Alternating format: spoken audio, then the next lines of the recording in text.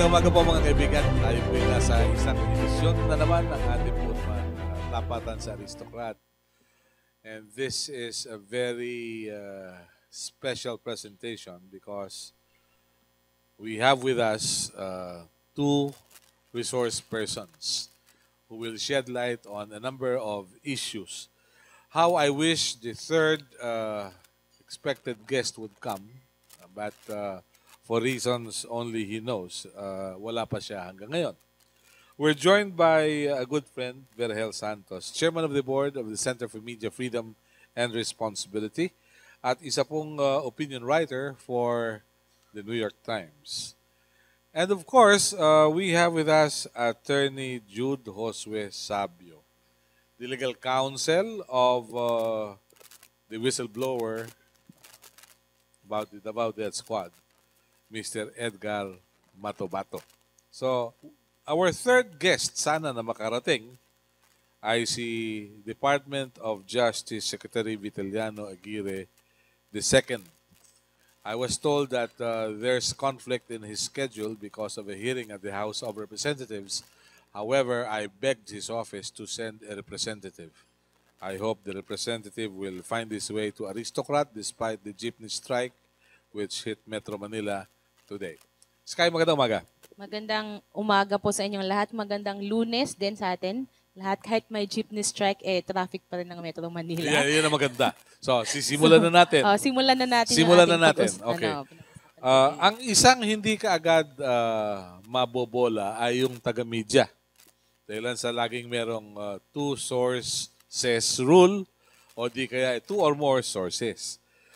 Mr. Verhel Santos, for the record, how do you look at Edgar Matobato? Is he for real? It's not whether he's real or not. It's whether he should be given his day in court. It's whether the Senate inquiry should continue looking into his revelations. So it's nothing. It's nothing. It's not about being real or not. I mean, that's something that will have to be decided later. Mm-hmm. But the point is to give Matobato his day. Because there is enough reason to think that he has something to say that is relevant, very relevant, to what's happening in the nation today. Yun lang naman ang sa akin kasi yung kung totoo hindi, iba naman magde-decide niyan Pero yung kailangan pakinggan, ang tingin ko dapat pakinggan ito. Because I think si Matobato has a continuing relevance to what's happening in this country. Why did you say so? Well, because Matobato is about the present leadership. Remember that Matobato has revealed things that have put this leadership under a very thick cloud of suspicion. No? Hindi naman yun lang sinasabi ni Matobato, tinitingnan natin Tinitingnan natin yung sinabi ni Matobato in the context of what's happening in our country. Anong sabi ni Matobato na merong Davao Death Squad? Anong sabi ni Matobato, si Presidente nakapatay na ng 8. Si Presidente mismo umamin primero 1 tapos 3 So 5 na lang Tama na yung kay Matobato So doon lang sa context na yon, dapat mong pakinggan siya Di ba? At pag tiningnan mo the way the war on drugs has been prosecuted, there is a sense of autocracy in the way things are being done in this country. So meron na namang relevancy si Matobato.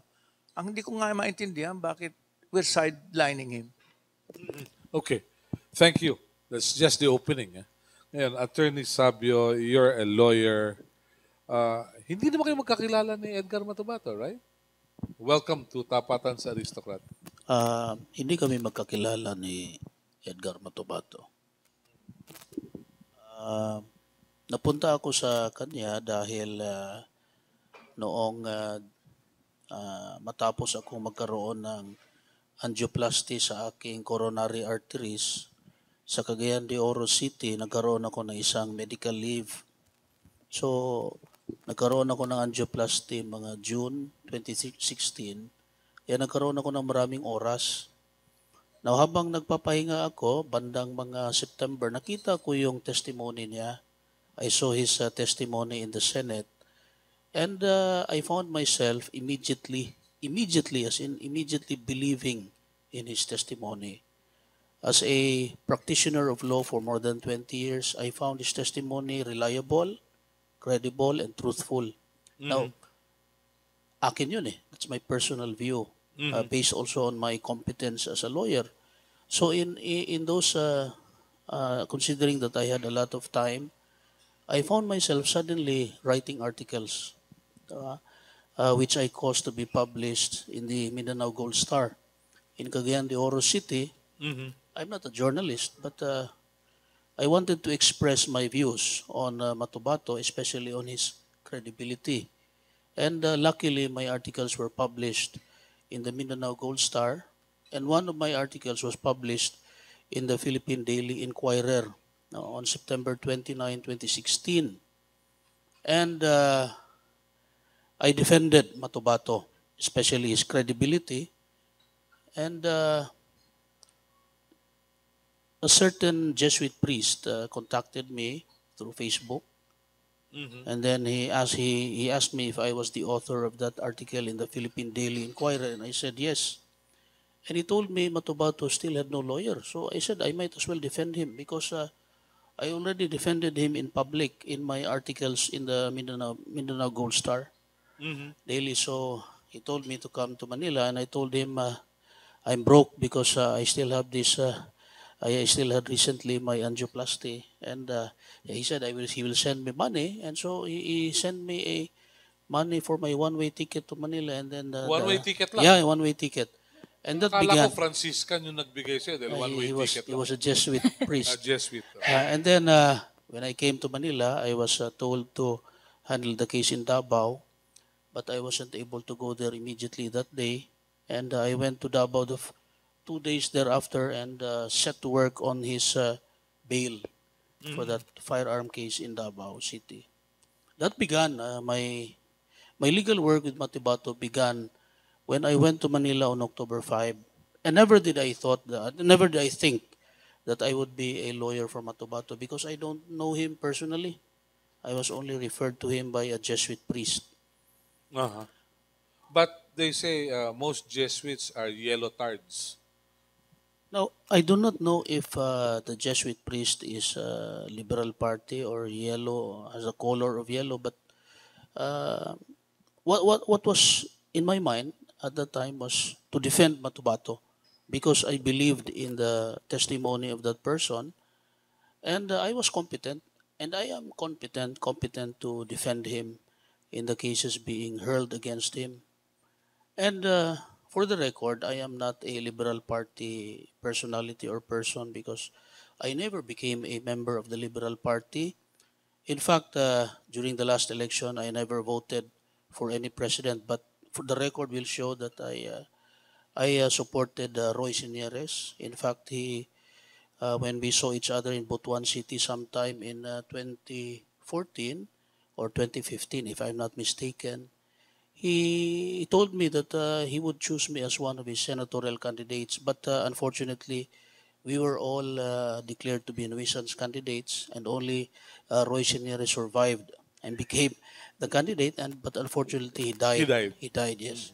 So, from the political side, I am not. I am not supporter of any political party, Liberal Party, or any other political party, or any other candidate. In fact, I'm not a supporter of Duterte himself. Although I'm from Mindanao, I'm from Cagayan de Oro City, I'm a Bisaya, but I don't support Duterte right from the beginning. Although I like his style because he's simple, he's appealing to the masses. No? But what I find abhorrent, no, and appalling is the fact that he murdered so many people in Davao, as testified by Matubato. That is completely unacceptable to me. In my view, that is unacceptable. And the country should also reject this kind of practice. No? What happened in Davao is presently happening right now, and the country should reject. Matubato, for me, represents the evil that is a resident of Malacanang, and Matubato represents the basis that this president should be impeached.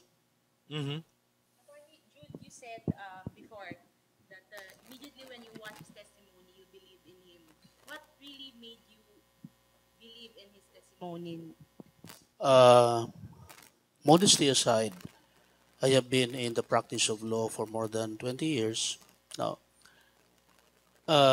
it is very hard to invent a story, especially if you're a witness, and most especially if you're not a professional witness. Now, it is even harder to invent a story, especially if they are so numerous, no? And it's impossible, almost impossible to invent the details. Now, if you look at the testimony of Matubato in the Senate, uh, it is he narrated so many details that it is almost impossible to invent those details.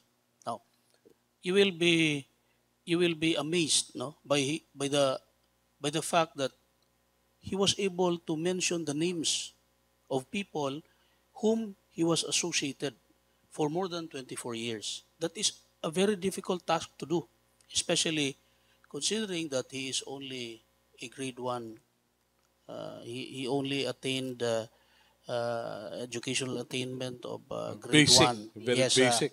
in fact, he became a grade 1 student only when he was already 11 years old. And he attended school for just 1 year. And he stopped schooling, grade 1, after 1 year because he had to help his siblings go to school. Kasi mahirap lang sila eh. Okay. Now, Yung body language ni Matobato, dahil napanood ko rin yung ilang bahagi ng pagdinig sa Senado, parang natataranta siya dun sa mga petsa at dun sa mga accounts. How do you account for that? from the legal standpoint, no, yung petsa kasi minor yan eh. It's a minor inconsistency. What is important is yung testimony niya is complete insofar as the essential ingredients of the crime are concerned. Halimbawa, sinabi niya na si Sally Macdom was kidnapped. Sabi niya, inamin niya, di ba? Yung doon sa Samal. Now, yung essential ingredient ng crime, yung pagkidnap nandyan. Yung petsa lang ang medyo nagkalabo-labo. You know, ang witness, hindi natin ma-expect na maalala niya every detail of the incident. Ngayon, yung sinasabi niyang 2002, ang ibig lang niyang sabihin, posible siyang nagkamali doon sa taon. No, kasi sa dami ng detalye, so malamang na meron siyang makakaligtaan doon, no? But it doesn't mean na hindi totoo yung sinasabi niya na talagang kinidnap niya si Sally Macdom o pinatay nila. Ang ibig lang sabihin, nagkamali siya doon sa isang minor na bahagi doon sa testimony niya. Ang importante na sinabi niya na yung physical body ng tao ay kinuha nila doon sa Samal at dinala nila kay PNP Chief De La Rosa na sabi niya ay nung panahon na yon ay hepe ng sa Davao ng PAOK TF. Okay. All right. I got a text message last night when I posted the advisory. At ang sabi, fake raw. Fake daw si Matobato. Tapos, ito raw si Dilima, nung siya ang CHR, attempted to pin Duterte on her EJK issue. So, that's another case. Pero dun sa detalles na binanggit nitong si Edgar, nakita nyo yung katapatan ng tao nung nanonood pa kayo sa television before you came to see him personally? Yeah, nakita ko yung testimonya niya sa YouTube. Oh. Gaya ng sinabi ko kanina, immediately nakita ko yung katotohanan ng kanyang sinasabi. Sa akin to eh. Ito yung pagtingin ko sa testimonya na eh. No? Yung sinasabi ng nag-text sa'yo, Mel, na peke si Matubato, mahirap paniwalaan yan kung titingnan mo yung mga detalye ng testimonya ni Matubato. In fact, habang kinakausap ko nga si Matubato, ilang beses na kami nag-usap, ay talagang hindi ko pa ma-memorize lahat ng mga detalye sinasabi. Ang dami pang lumalabas. Sabi ko nga sa sarili ko, kung itong si Matubato ipresenta ko later on sa Sandigan Bayan o sa korte, aabutan siguro ako na 1 buwan bago ko matapos ang direct examination niya. Kasi sa ang daming detalye, ang dami talagang detalye lumalabas sa mga sinasabi niya. Sabi ko nga, alalahanin mo lahat ng mga nalalaman mo. Ang dami pang lumalabas. Ang sinasabi ay si Matubato ito. Do you believe there will be other people to corroborate his statements in the near future? Mas maganda nga sana kung merong ibang taong mag-corroborate, lalo na yung kasamahan niya sa Davao Death Squad or anybody, no? Halimbawa yung mga taong tumutulong sa paglibing. Pero maalala natin, Mel, nung sinabi ko doon sa interview ko sa CNN Philippines kay Pinky Web, na kung tinatanong natin kung meron bang mag-corroborate kay Matubato, alalahanin natin na it is Matubato who is in fact corroborating Ernesto Abasola. Maalala ninyo doon sa interview ko sa CNN and in my writings doon sa Mindanao Gold Star, sinabi ko, I call the attention of the nation, no, sa isang kaso na umabot hanggang Korte Suprema, and I even hope na nandito si Secretary Aguirre ngayon because he was the counsel in favor of Bienvenido Laod. And remember, Bienvenido Laod, siya itong may-ari ng Laod property, kung saan ang sabi ni Matubato ay kanilang inilibing ang kanilang mga pinapatay doon sa Laod property na yon. Okay. Na itong kaso na to, way back 2009, itong si Ernesto Abasola, nagtistigo. Ang sabi niya, siya ay isang testigo sa isang pagpatay ng 5 tao. At siya ay tumulong sa paglibing, o if I'm not mistaken, siya mismo ang naglibing sa patay na katawan ng mga taong pinatay ng di umano so-called Davao Death Squad. Now, yung executive judge ng RTC of Manila issued first a search warrant. It was the PNP which applied for a search warrant in court. Okay. The executive judge issued a search warrant and believed the testimony of Ernesto Abasola. Okay. But later on, the executive judge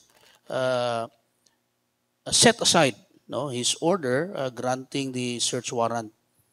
So ito na ngayon, ang PNP went up to the Court of Appeals questioning the setting aside of the previous order granting the search warrant. No? The Court of Appeals favored. No? In other words, the Court of Appeals set aside the order of Judge Peralta, the executive judge of Manila RTC. And so, Bienvenido Laod went up to the Supreme Court challenging the decision of the Court of Appeals. And the Supreme Court upheld the decision of the Court of Appeals, saying that the testimony of Abasola is believable, trustworthy, and credible. And the Supreme Court upheld the search warrant. And in fact, in the decision of the Supreme Court said that, in fact, there was already an implementation of the search warrant earlier made by the PNP. And skeletal remains were found in the Laod property. Now, I do not know anymore what happened after the implementation of the search warrant. My point is, as early as 2009, there was already an earlier Matubato in the person of Ernesto Abasola who testified in court against the Davao Death Squad. And in fact, the name Davao Death Squad is already part of judicial record. It already is part of the decision of the Supreme Court. No? So, if you think, if you look closely at what happened in the Supreme Court, from the RTC up to the Supreme Court, you will find that Matubato stands to be a corroborative witness. In fact, there was already previous to him another person who testified in court. No? Unlike him, unlike Matubato, who testified in the Senate. Now, it would be even better if there is somebody who is a member of the Davao Death Squad who will corroborate further the testimony of Matubato and the earlier testimony of Ernesto Abasola. Okay. Okay? All right. Now, Jude, let me ask you. You have any idea where Abasola is today? Frankly, I do not know where Abasola is and I don't know him. Would you know if he's still alive? As of now, because of the complaint filed by Matubato in the Ombudsman last December 9, 2016, and based on my inquiry with the Ombudsman, the Ombudsman is now seeking out for Ernesto Abasola, and the Ombudsman is seeking out for the records in the PNP in relation to the search warrant applied for by the PNP way back in 2009, in which Ernesto Abasola testified. And I do not know what will happen to the inquiry of the Ombudsman because the Ombudsman created an investigating panel sometime in the last week of December 2016. In fact, last January 25, I was personally present in the examination conducted by the Ombudsman panel with Edgar Matubato. And the question and answer was in fact reduced into writing, and it was sworn to by Matubato in the presence of the investigating panel. The investigating panel has been given 60 days to complete the investigation. And if the investigating panel finds probable prima facie evidence against President Duterte and other persons involved, the panel will be the one to file a complaint with the Ombudsman. And Edgar Matubato will just be a witness for the case because it will be the investigating panel that will be formally charging President Duterte and all other persons. And of course, we know that President Duterte is under Supreme Court decisions, is immune from suit. No? But the question, remember, as I said in my interview, immunity from suit is not a constitutional guarantee. No? It is found in the decisions of the Supreme Court. And the rationale for it is that the President should not be distracted from his work. So the theory, the principle of non-distraction is what is being based by the Supreme Court in saying that the President should be immune from suit. No? But the problem is, if the President is in the business of killing people, no, as what is happening right now, he should even be distracted. It is with more reason that we distract him from killing people. And so he should not be immune from suit. He should not be shielded by his office, no, when he kills people. Now, we have to be frank. We have to be brutally honest in saying that the President is really a killer. He is a murderer. Why? He already admitted that he killed 3 people. He admitted in a televised interview, no, in a speech, that he killed the policeman who raped the wife of a police in Davao. And Matubato testified in his interview with the Philippine Daily Inquirer that he saw Duterte kill 8 people. Now, the fact of the matter is that according to Matubato, when the target for kidnapping or killing is a high-value target, President Duterte, as then mayor, personally went to the Laud property in order to make sure that the target is really the target to be killed. Those are the instances that Matubato saw the President kill people, 8 times. Take, for example, the case of John Barsabal. John Barsabal was alleged to be an extortionist, and John Barsabal was ordered to be taken by Mayor Duterte and four, if not five other mayors, local LGU heads in Davao. And he was ordered to be taken alive, not dead. Matubato found it hard to take Barsabal because it was hard to take him alive. Because Barsabal was a former military man and he was a martial artist. And so when Matubato took him, Barsabal was able to fight back. And Barsabal was able to kick the one of the legs of Matubato, but considering that Matubato was also had also knowledge in martial arts, he was able to neutralize Barsabal. And so Barsabal was brought to the different mayors and finally to Duterte. And in the golf club in Matina, in a golf course in Matina, Duterte, according to Matubato, hinampas niya, no, in the Tagalog dialect, hinampas niya si Matubato ng isang golf club. Matubato o si Barsabal? No. Duterte, hinampas niya si Barsabal ng golf club. Okay. Okay. And then pagkatapos niyang hinampas si Barsabal ng golf club, sinabihan niya na kayo na bahala dyan, patayin niyo na yan. Mhm. Ganon. So, Barsabal was a high-profile target. So, he had to be taken alive. Hindi siya pwedeng patayin. So, dahil high-value target siya, kailangan siyang dalhin, kailangan siyang makita na ito talaga si Barsabal bago siya tuluyang pinatay. So, ganun ka-brutal. Ganon ka-brutal. Wow. Ganon ka-brutal. Medyo mabigat yun. Pero, Berhel, sa ganitong narration, as an analyst, as an opinion writer, how do you look at this? Ako, I put this in what I call the perspective of credibility. Yung sinasabi ni Atty. Sabio na madaling paniwalaan pagka maraming detalye. The devil is in the details. At pag nakita ko rin si Matubato, alam mo, nagulat ako na makita ko si Matubato sa hearing. Walang counsel. No? Wala pa siya noon, no? Wala pa. Sagot Wala lang, pa, oo. sagot lang ng Denied sagot. pa ba yan? Sagot lang ng sagot nagulat ako na gano'n. But later on, tinitingnan ko, sabi ko nga, while Jude Sabio's,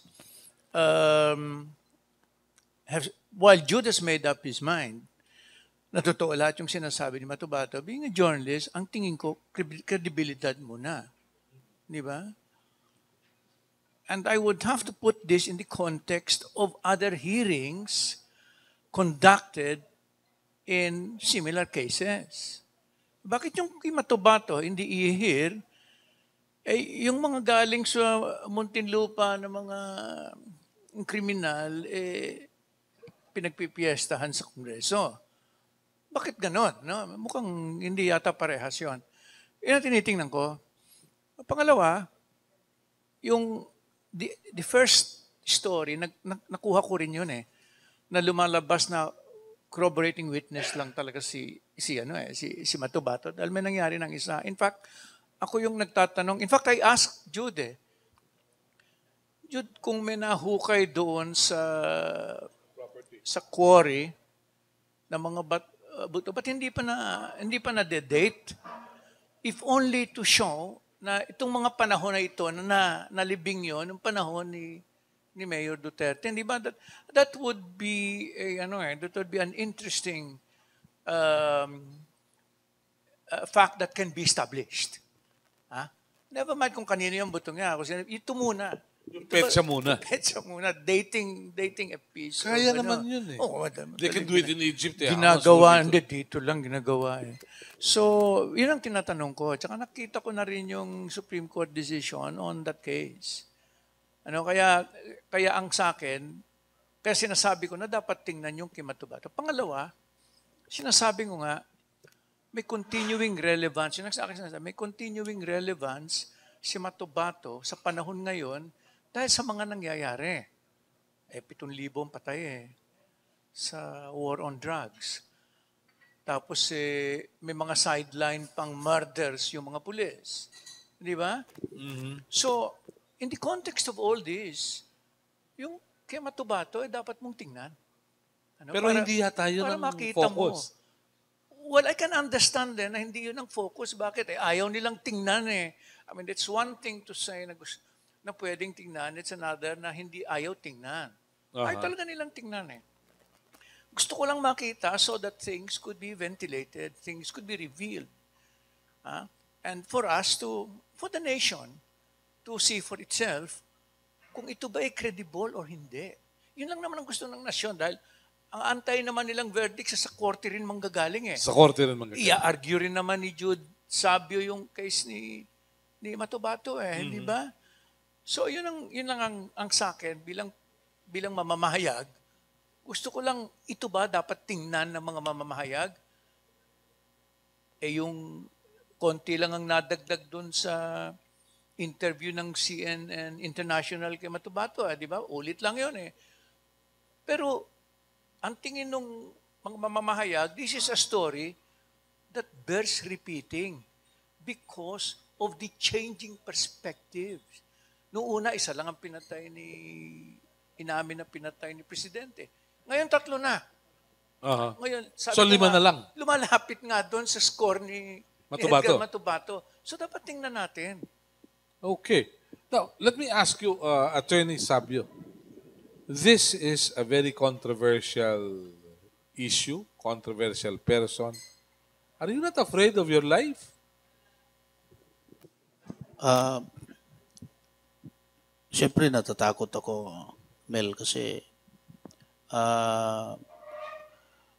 may nahawakan na rin ako mga kaso before na talagang may threat sa buhay ko, pero hindi tulad nito dahil ang involved dito ay si President Duterte at lalo na yung mga pulis na taga Davao na hindi natin alam na palaging may danger sa buhay. As of now, wala naman ako natatanggap ng mga threats pero hindi ako nagkukumpiyansa pa rin. Dahil nga at any time pwede kang patayin, isang bala ka lang, sayang naman ang buhay ko. Nabuhay nga ako doon sa angioplasty ko sa Cagayan de Oro. Tapos Ilang stent ba yun? Ilang stent yun? 6. 6? Oh. Uy, So, dapat open heart ka na. hindi naman, ang arteries lang ang may problema. Ako, may isa ako eh. Sa akin, 6. Kasi bago ako doon, nagkaroon ako ng LBM for 5 days. Napabayaan ko. Kaya yun, nagkaroon ng parang electrolyte imbalance. Okay. Kaya nagkaroon ako ng problema sa arteries. Wala namang problema ang heart ko, yung arteries lang. Pare-pareho tayo. But anyway, nung bang magdesisyon kang kakausapin mo at magiging abogado ka ni Edgar Matubato, kinusulta mo ba ang iyong dating girlfriend? Yung misis mo? Hindi, dahil wala na kami pag-uusap. Wala nung mga 2010, wala na. Wala na kami. Wala na. Wala na. Okay. So, personal ko yon na desisyon na in fact, bago ko nakausap si Matubato, di ba, sumulat na ako ng maraming article sa Mindanao Gold Star. Siguro dahil ang favorite subject ko sa law school ay yung criminal law. In fact, sa aming criminal law, palagi akong nagna-number 1 dyan sa exam. Naging teacher ko dyan si Alex Poblador at saka si Arno Sanidad. Okay. Hindi ka San Beda? Sa UP ako, batch 93. Batch 93. Okay. So in fact, nung criminal law review namin, ang teacher ko si Alex Poblador, modesty aside, ako yung doon. Siguro, mahilig ako sa mga ganitong mga subjects, lalo na itong criminal, yung mga in fact, it's relevant to point out na yung ginagawa nila sa Davao, parang nagiging underworld na sila, parang naging mafia. Sabi nga Amnesty International na parang naging mafia na sila eh. Kung sino yung gusto nilang patayin, basta na lang, bigla na lang nilang patayin. No? So wala silang kaibahan talaga sa mga mafia, underworld na nag-ooperate na ganyan, na talagang patayan ang gusto. Ito lang nangyayari sa Davao, ayon sa testimonya ni Matubato.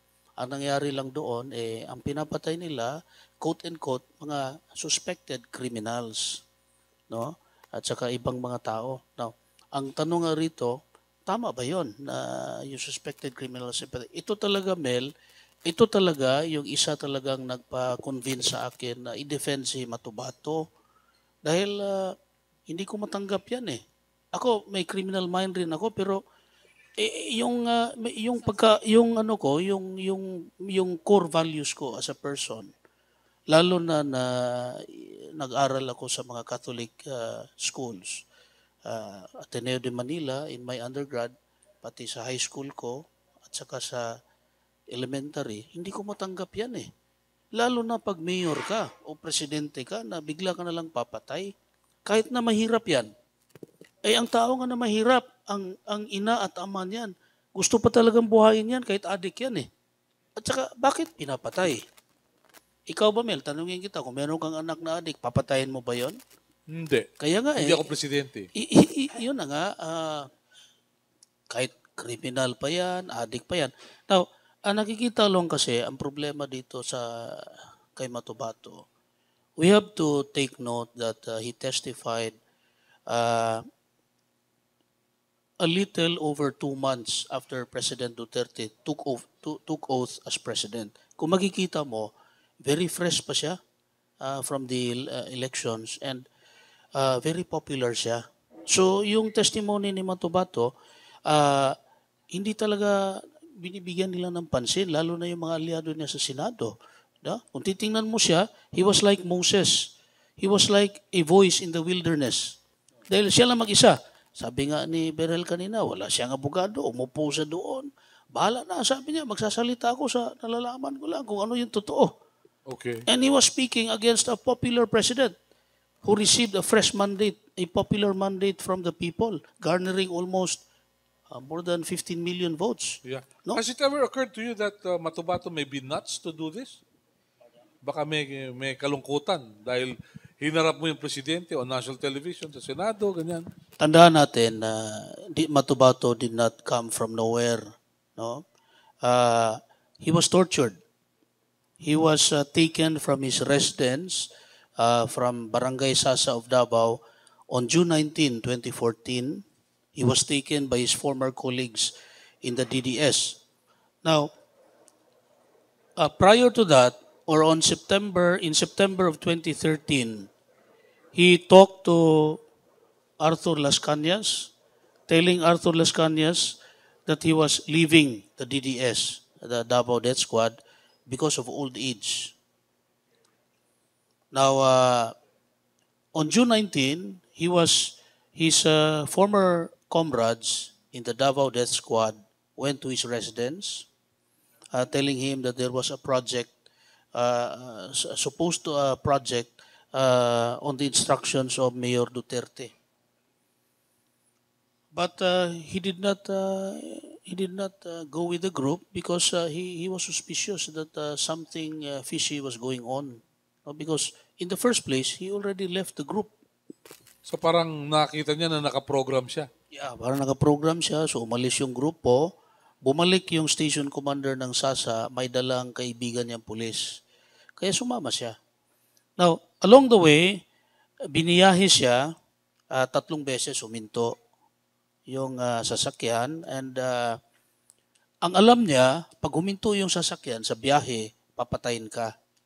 So, nagmakaawa siya, sabi niya na kung patayin ninyo ako, pwede bang huwag niyong itapon yung bangkay ko sa doon sa malayo, dito na lang sa daan para makita ng pamilya ko. So siguro dahil yung tiyuhin niya na isa ring pulis ay nalaman na kinuha siya, pati yung asawa niya nag-ingay na, dinala siya sa presinto ng pulis at doon siya ikinulong. Nung ikinulong siya doon, sinabihan siya na aminin mo na ikaw ang pumatay kay Richard King. At aminin mo na si Superintendent Filonia ay ang mastermind. Okay. Hindi niya inamin dahil hindi naman ako ang pumatay kay Richard King eh. Oh, hindi ko kilala yan si Filonia except na narinig niya sa TV, radyo, etc. Kaya tinorture siya para aminin na siya ang pumatay kay Richard King. Paano siya tinorture? Itong si Vicente Danao na hepe ng pulis ng Davao, yun ang sumuntok sa tagiliran niya araw-araw.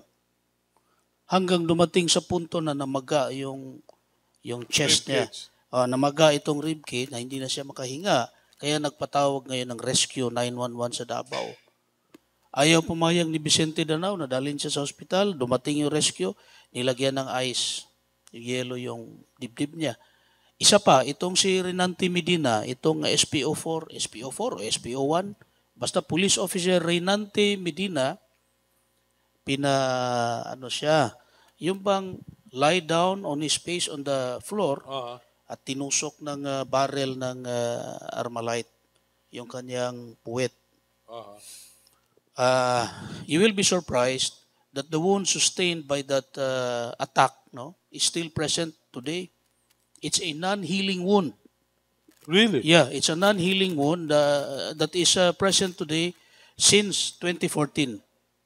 Now, the task force detainees conducted an examination.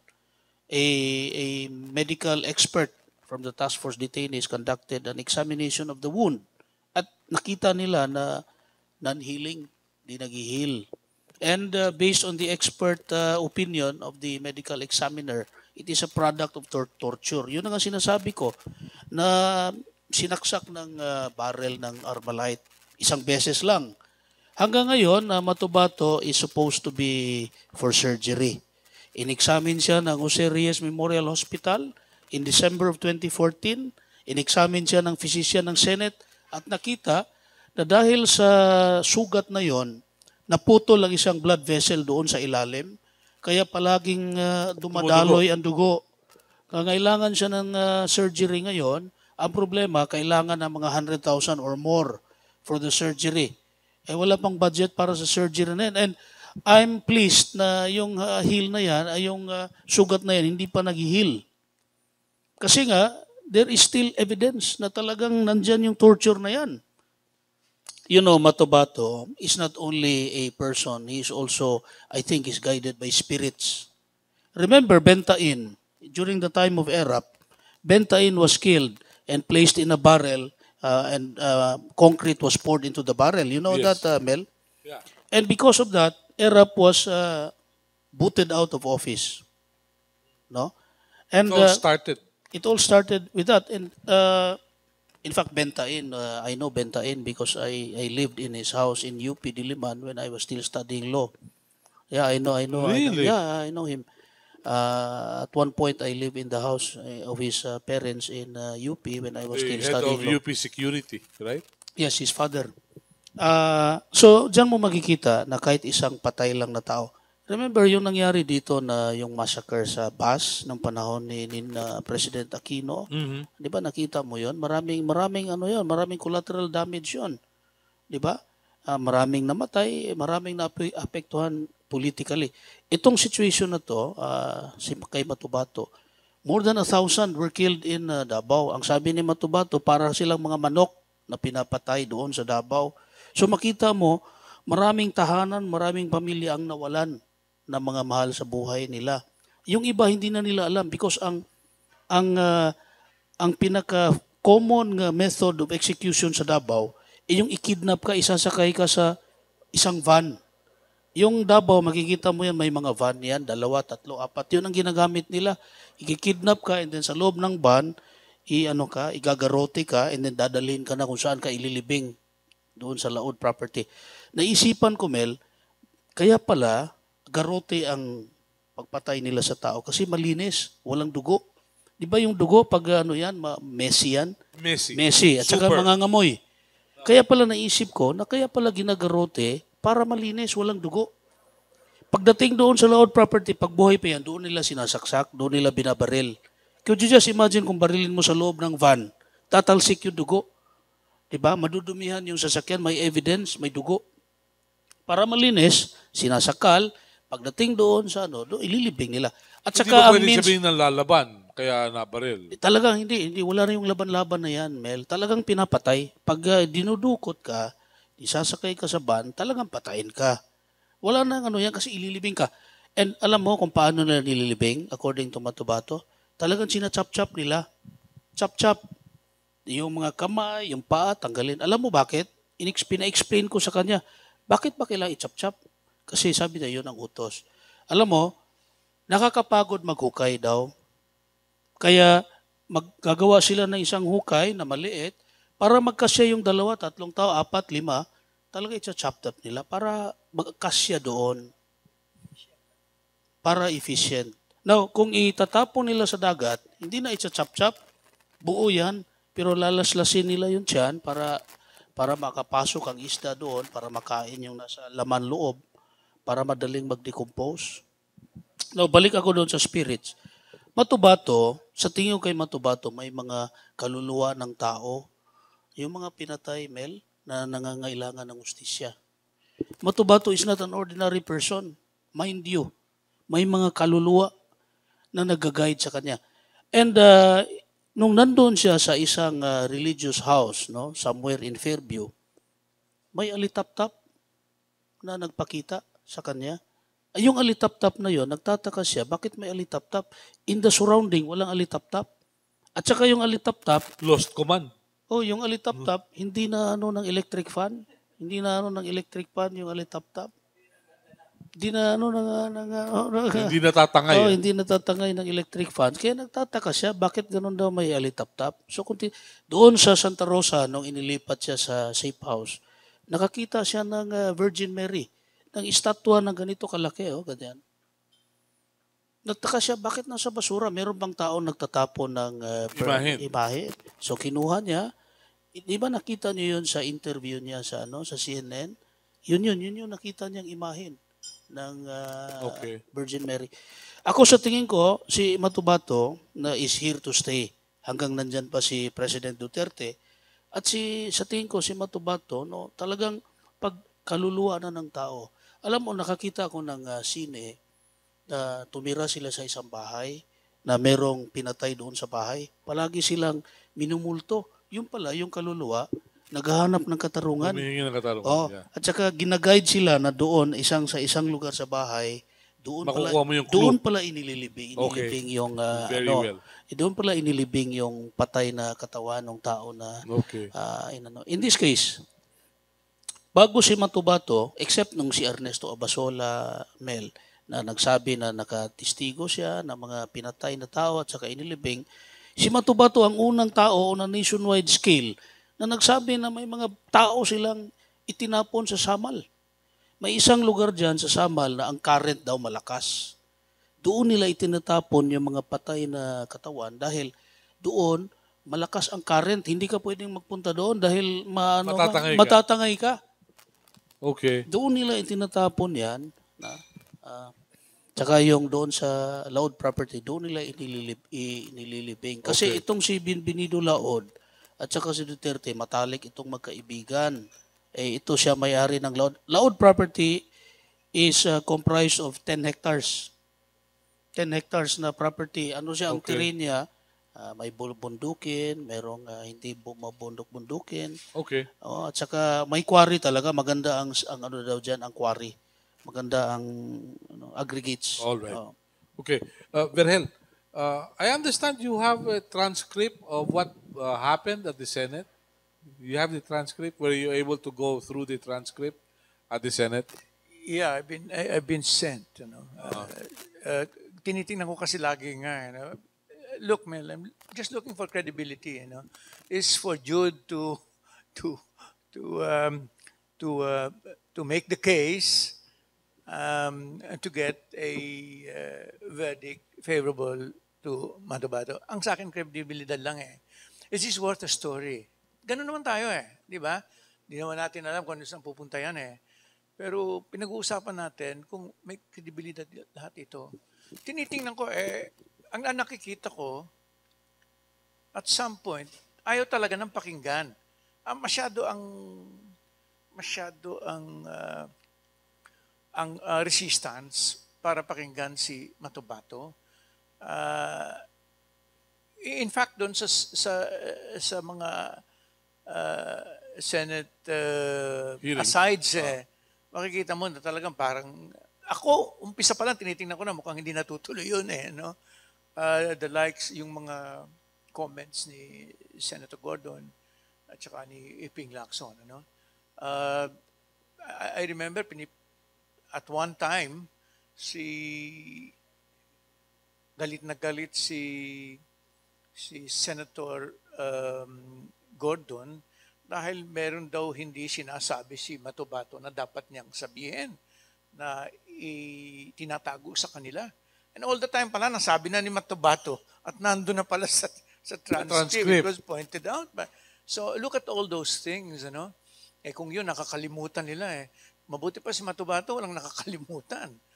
Pagkatapos yung sinasabi na ni Ping Lacson na yung PAOK TF daw, tumigil na nung umalis na siya.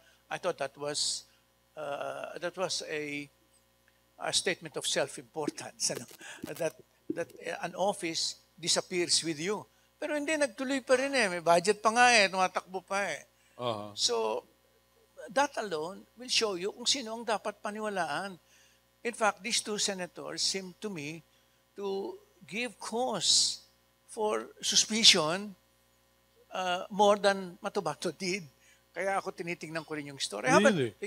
I have written a few things about Matubato on those points. Okay. But the big story yet has to be written. Do you see consistency in the statements made by Matubato according to the transcript? Oh yes, very very consistent, no? Kasi ang tinitingnan mo, ako din kung paano tinitingnan ni Jude ang statements in establishing credibility, ganun din ang tingin ko. Yung mga sinasabi niya little details na hindi mo makita, sa akin nangyayari. Alam ko totoo lahat, sa atin lahat nangyayari. Pero yung storya mismo, how the story runs, hindi mo nakakalimutan yon. Okay. The thread, hindi mo na kabit-kabit yun. Kailangan pag tinanong ka uli, yung pa rin ang sasabihin ni Matubato So hindi nagbabago. So naniniwala ako na it's worth a story. Sa akin, is it worth a story? Is it a story that bears repeating? Yes, it is. Okay. Sky.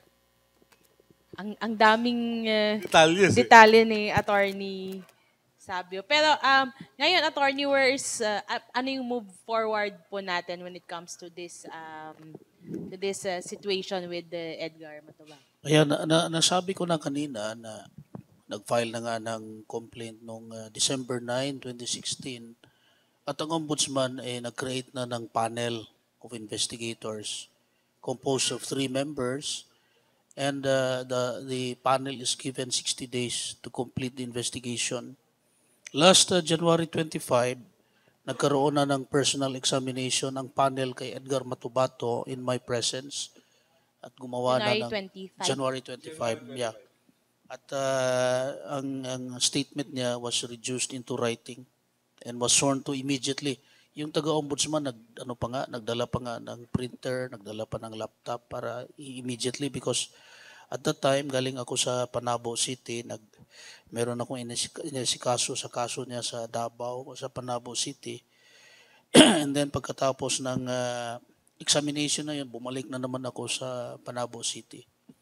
Now, gaya ng sinabi ko kanina, the panel, if it finds prima facie evidence, will file a complaint in the ombudsman, and it will be the panel that will be the complainant, the formal complainant in the ombudsman, and Edgar Matubato will just be a witness on behalf of the panel.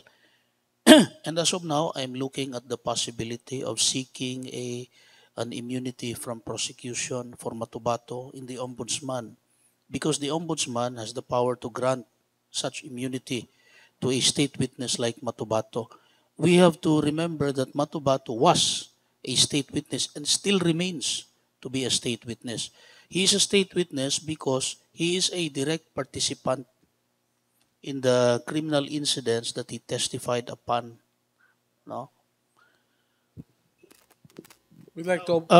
Hopefully, ito Mel, I do hope that criminal charges, criminal informations will be filed in the proper courts against President Duterte and all the rest of his company so that we will be able to prosecute them.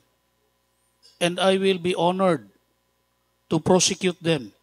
And I will be honored to present Matubato in court so that every detail that he testified in the Senate will come out. And I will assure the people that I will extract every detail as possible in court. Because itong forum na to, Mel, I cannot present everything here. In the court, I will be able to present it and everything will be recorded. And it will serve as the basis for convictions. Even if the president will be Immune. not included in the charge because he is immune from suit. Now, granting that that will be the case, then I will be glad to prosecute it against the police officers who are involved, Okay. including his son, Vice Mayor Paulo Duterte. Okay. We'll open the floor to our friends from the media. We'll give priority. Tracy, please take care of the microphone. Okay. We will have time for 5 questions, 5 or 6 questions from media practitioners this morning. The topic is just Matobato and nothing else. No environment, nothing, okay? Let's have it.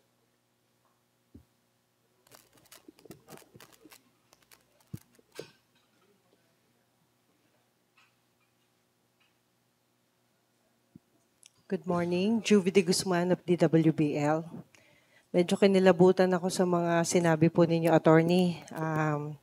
Maraming mga bagay na totoo, Sige. sang-ayon dun sa sinabi po ni Matubato.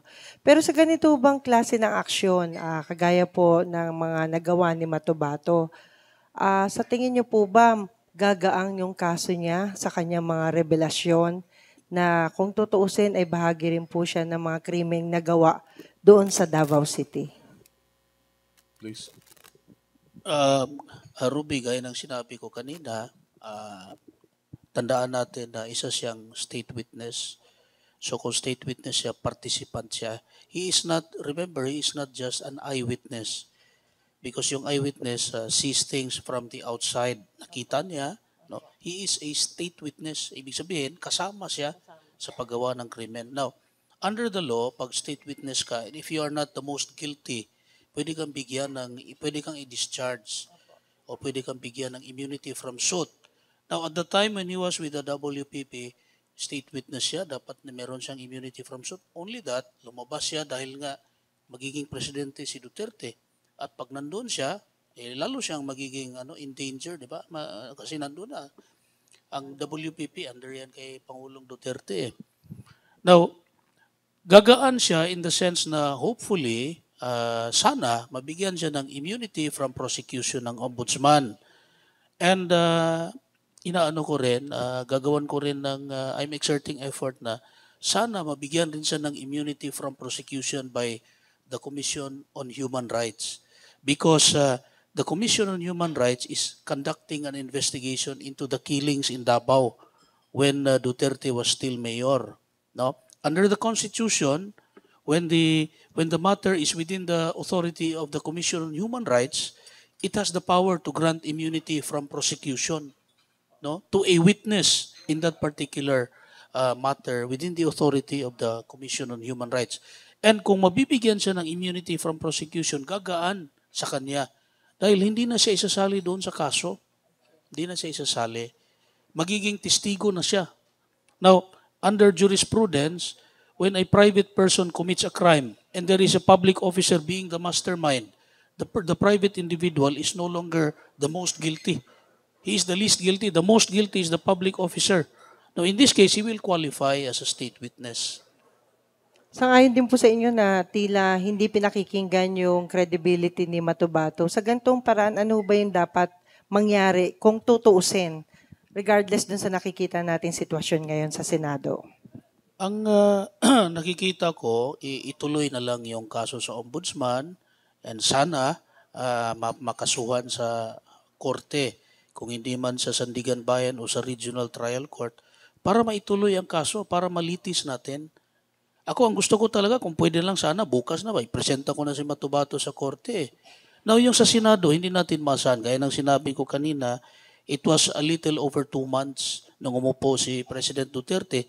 Kaya hindi natin masan, he's a very popular president. No?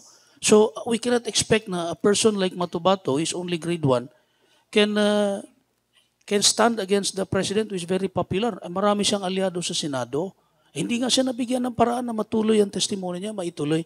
Nakita ba natin, 2 hearings lang, pinutol agad. Even Senator De Lima was booted out. No, he was By the he was Honorable unseated. Manny Pacquiao. No? Yeah, he was unseated as chairman of the committee. So wala talaga siyang reasonable and ample opportunity na makapagtestigo ulit. Diba? I hope na sana with the Amnesty International report being discussed now, sana ma-reopen itong investigation sa Senado because the purpose of presenting Matubato in the Senate, in the committee by Senator De Lima and Senator Trillanes was precisely to prove that there was a pattern, that what existed in Davao was a template, is being made as a template right now in the extrajudicial killings happening in the country. Okay. No? Or could So it there be was- that Davao was just a laboratory school? For me, that's good. It's a laboratory school. For me, it's the EJK capital of the Philippines. Okay, thank you so much. Magandang umaga po. Ako po si Linggoy ng Opinion Original at ng Masa. Ang tanong ko po ay personal. Ano pong relasyon nyo kay Attorney Mil Sabio na kaibigan ko po? Ako po, sir, si Attorney Camilo Sabio is my relative by blood. Nung una, kasi malayo ang agwat po namin. Siya may 80 years old na siya ngayon.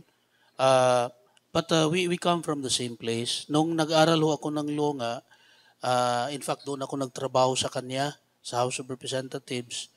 Nagtrabaho ako sa umaga, nag-aral ako sa gabi. Evening student po ako sa College of Law ng UP. I do not know kung he's my uncle or my cousin. No, but I think cousin kami.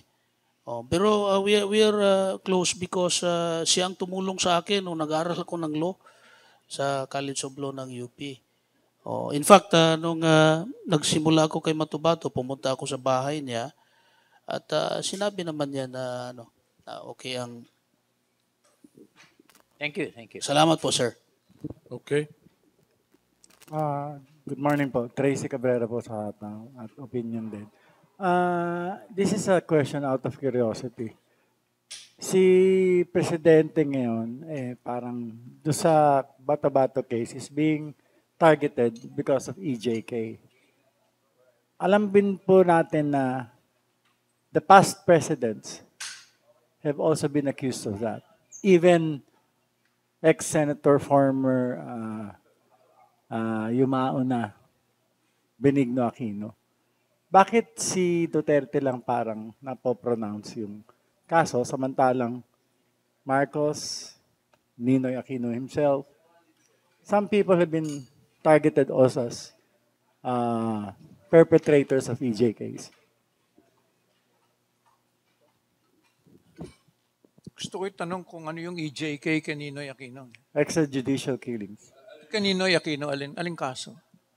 Well, there were rumors na meron din siya mga pinapatay. Especially dyan sa Hacienda La Visita. Alam mo yung quality ng information dapat nating tingnan bilang mamamahayag. No? Alam ko ako, ganun ang tingin ko. Ano bang quality ng information tungkol doon sa patayan doon sa hacienda? Hanggang ngayon pinag-uusapan pa yun kung ano talaga ang nangyari doon. So, sa akin hindi comparable sa case ng Matubato. Kasi yung case ng Matubato, witness ito na lumabas. Doon wala pa. Ito, witness na lumabas, sinabi sa'yo kung ano nangyari, sinabi sa'yo in detail. At bukod dyan, nakikita natin yung konteksto na nangyayari ngayon. Ano yung konteksto? Na meron tayong extrajudicial killings, na yung mismong presidente umaamin na pumatay siya ng 3.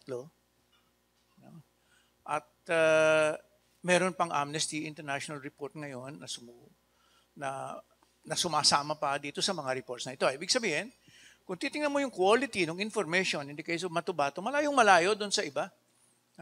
In fact, pati yung kay Marcos Yung Marcos, ang nakita mo yung mga dinamputin na hindi na lumabas. Ganun lang yun no?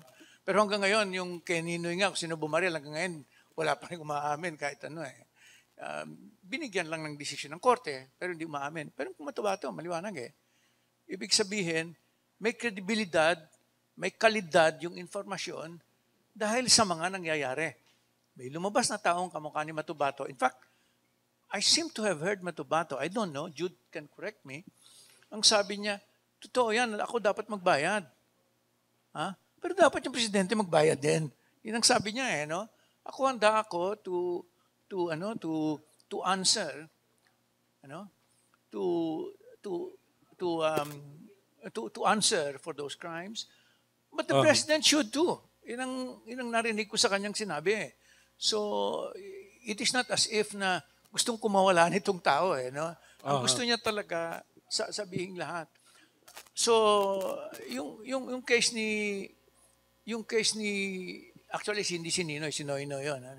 Yung sa that's a hazy case In fact, yung mamasa pa hanggang ngayon, labo pa rin Pero sa linaw at linaw, hindi kasi linaw nito Nakita mo na may presidente mismo ang Nagsasabi na ako pumatay akong 3 tao. Yun sabi ko. At pagkatapos, somehow, a certain pattern has been established na nangyari nga, sinasabi nga ni Jude, na nangyari doon sa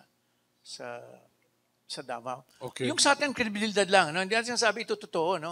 Sinasabi natin, pag nagre-report tayo, hindi ba hinahanap natin credibility ng informasyon? Quality ng informasyon Yun lang naman ang sabi. Okay. Very well. Follow up lang po. Pwede ba akong Since you were mag-react saying doon? Pwede ba? Ang nakikita ko, kaya ito na bibigyan ng tuon tsaka pansin dahil mismo si President Duterte ay pinagyayabang niya na marami na siyang ang pinagyayabang niya sa kampanya, kung maalala natin, ang sabi niya, itatapon niya, papatay siya ng maraming tao, mga adik, itatapon niya sa Manila Bay para tataba yung isda. Mismo siya ang nagsasabi, I will kill you. No? So kung makikita mo yung psyche niya, talagang siya, parang criminal mind siya. No? At saka meron na mga investigation dati sa CHR kay Laila de Lima, kay Senator de Lima, biglang sumulpot itong si Matubato dahil sa ginawa nga nilang tinurture nila. No?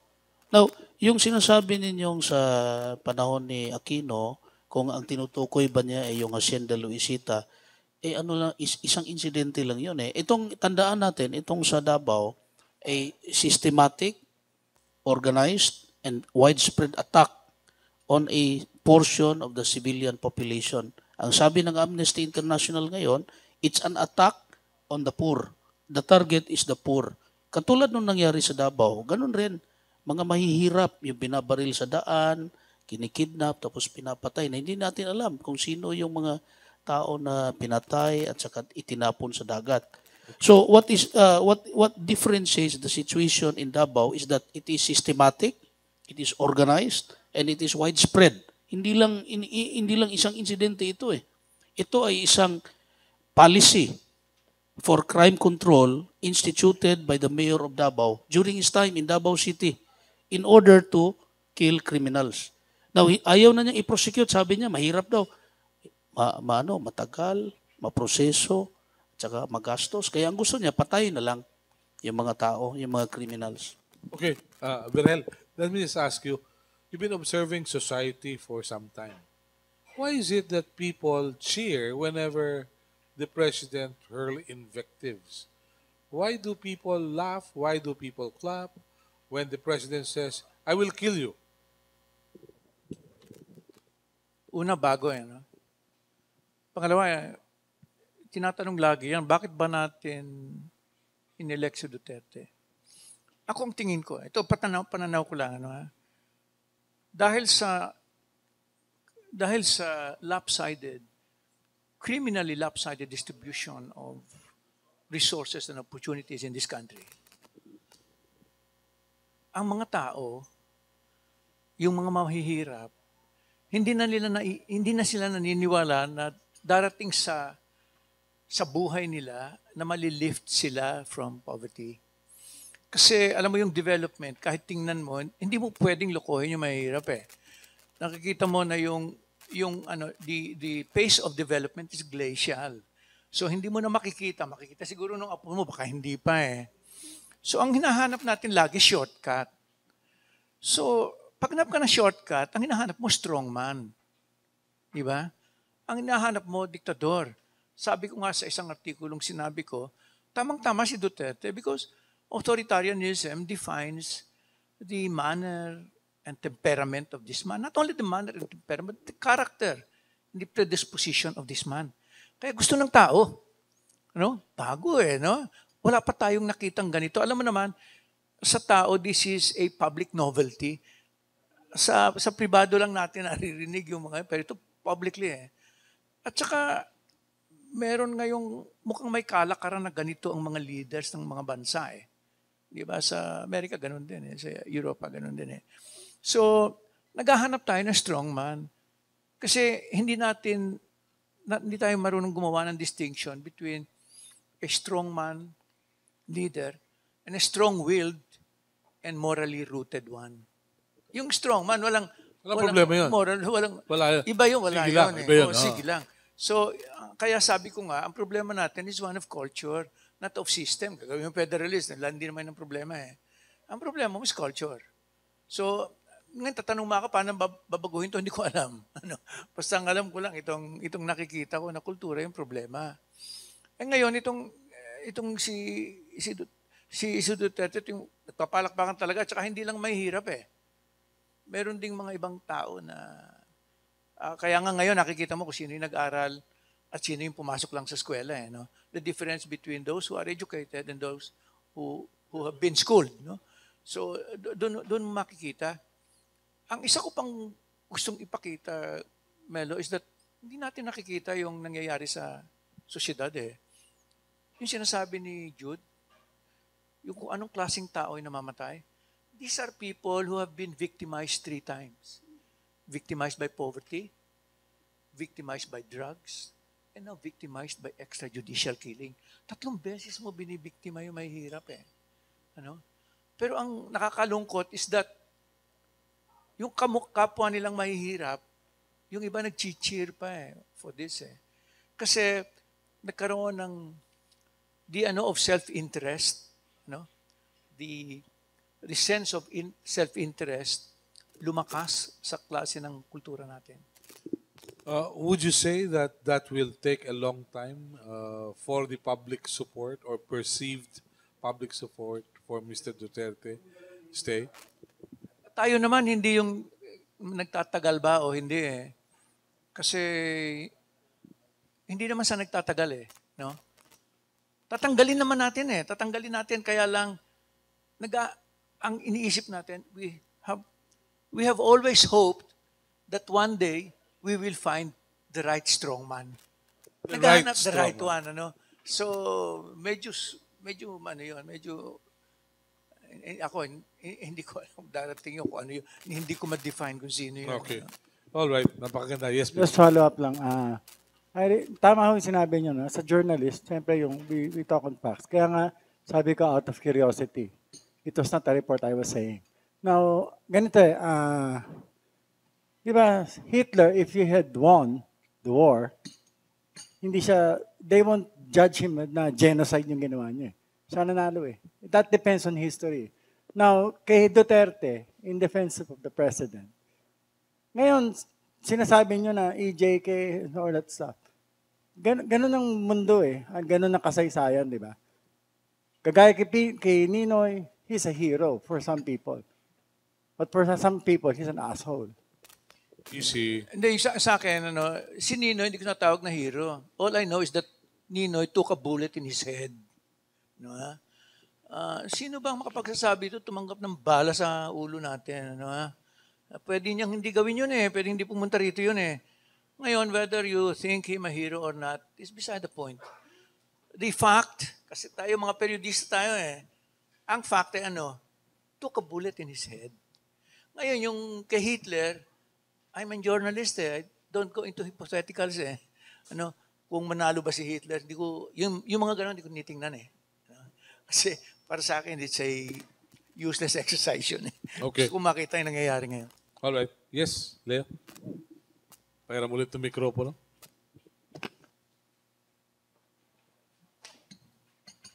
Tanong ko lang, medyo as state witness, very material siya sa progress ng kaso. Ano ang posibleng mangyari kung patayin siya bukas?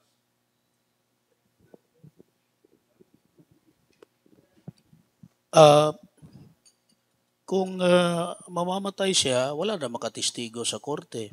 So hindi mag-prosper yung kaso sa korte dahil lahat ng na-record sa Senate, lahat ng written testimony niya magiging hearsay lahat 'yon.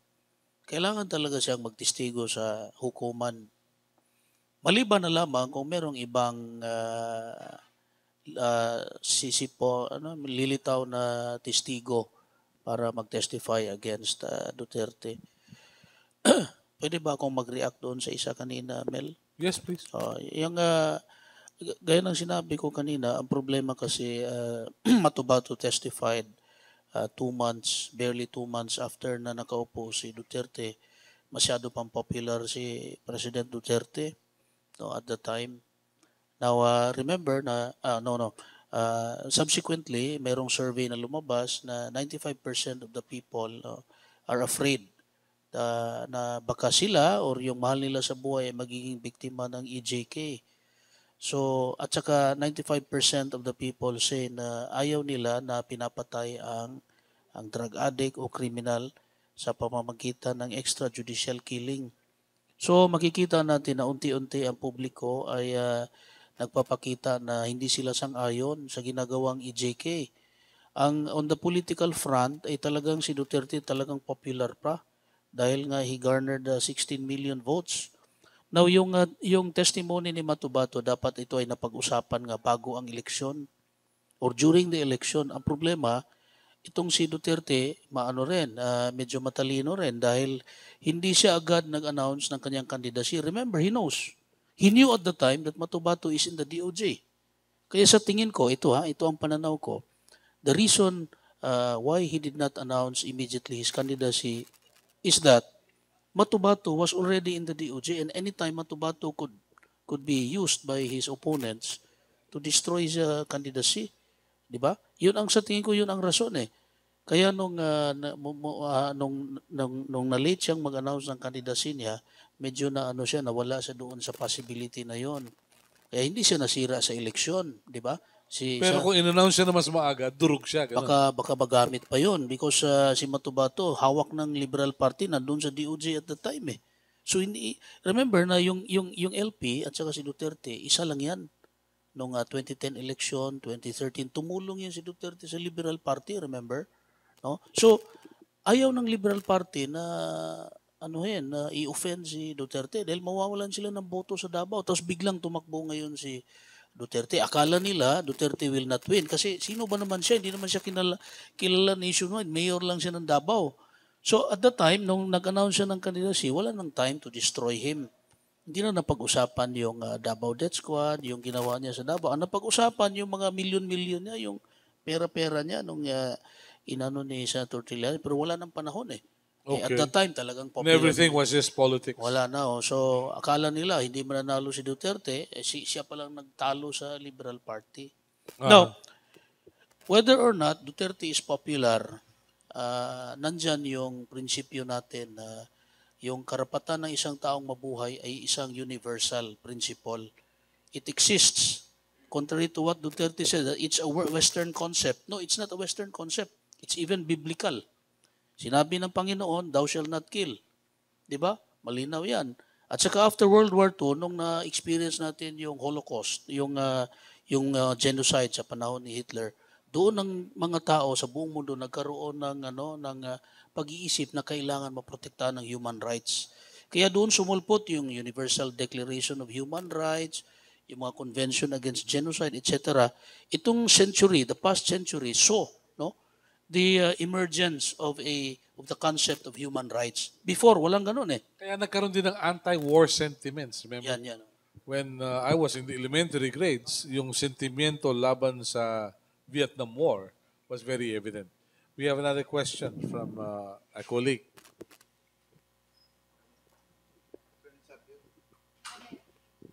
Yes, sige, sige. Okay. Alam po natin, Pakilapit lang. hindi magte-take off yung yung kaso. Dahil sa panahon, mukhang hindi sasang-ayon sa popularidad at saka yung public support kay Pangulong Duterte.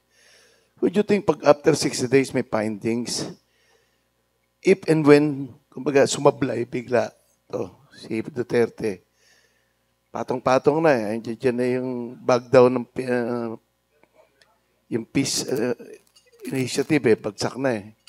So marami na. Tapos, yung kaparian, medyo maalma na, nagmamount. Yung po ba magiging batayan ng impeachment, yung lalabas na Resolution. reso, if in case hindi favorable kay Digong? Ayon sa batas, sa ombudsman law, a person, a public officer who is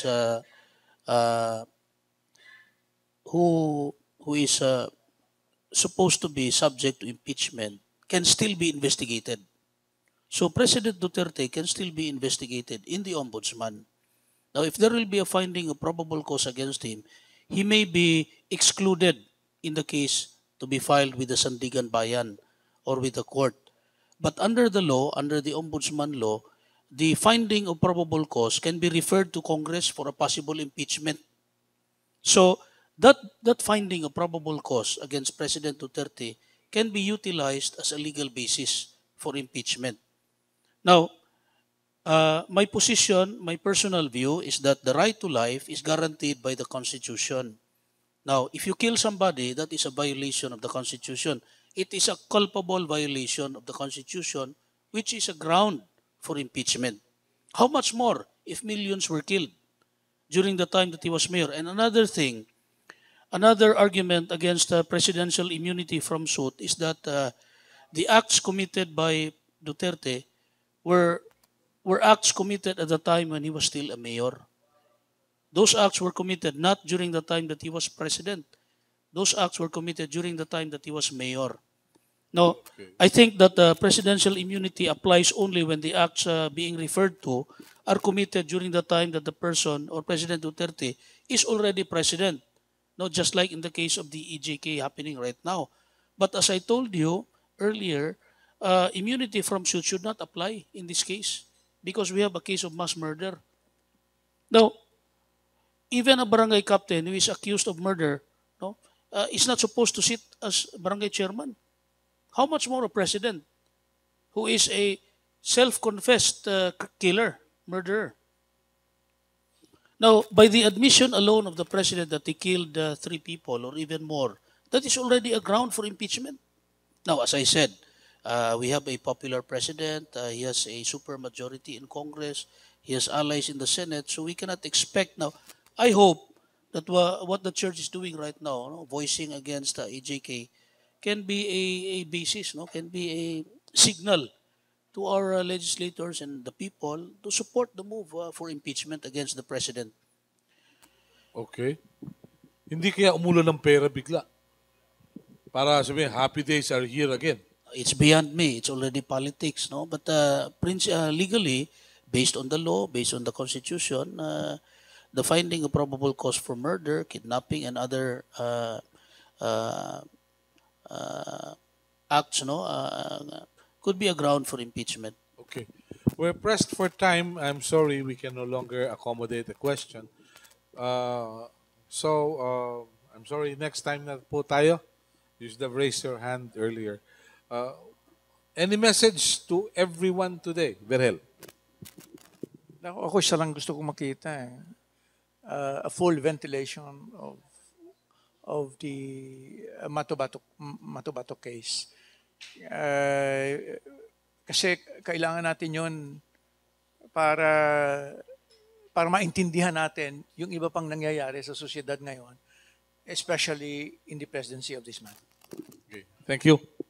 Attorney? Ang sa akin naman, dahil merong Amnesty International report sana buksan uli yung Senate investigation on extrajudicial killings at sana may presenta ulit si Matubato para maipakita na yung nangyari dati sa Davao ay ginagawa ngayon sa buong bansa, no? At saka sana merong ibang testigong lilitaw para suportahan si Matubato, and I hope it will be done soon. Very well. Sky? Anyway, maraming salamat po sa nandito sa ating tapatan sa Aristocrat ngayong umaga. Thank you sa ating mga media na dito. Sa ating mga guests po. Thank you so much, Attorney Sabio and Sir Nelson. Sir Verhel. Salamat po sa inyong lahat. Sir Melo, good morning. And for the record, we were expecting Secretary Aguirre to join us. However, he failed to make it, but I begged his office to send a representative.